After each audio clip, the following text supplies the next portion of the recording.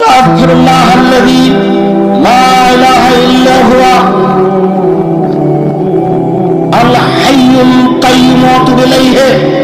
কেউ যদি এই দোয়া পড়ে ক্ষমা চায়, আস্তাগফিরুল্লাহাল্লাযী লা ইলাহা ইল্লা হুয়া, সে আল্লাহর নিকটে ক্ষমা চায় যিনি ছাড়া কোনো মাবুদ নেই। আমি সে আল্লাহর নিকটে ক্ষমা চাই যিনি ছাড়া কোনো মাবুদ নেই। আল হাইয়ুল কাইয়্যুম, তিনি হচ্ছেন চিরঞ্জীবী, তিনি হচ্ছেন চিরস্থায়ী, তিনি হচ্ছেন চিরঞ্জীবী, তিনি হচ্ছেন চিরস্থায়ী। অতুবু ইলাইহি, আমি তার নিকটে ফিরে যেতে চাই। গফিরা লাহু, তাকে ক্ষমা করা হবে।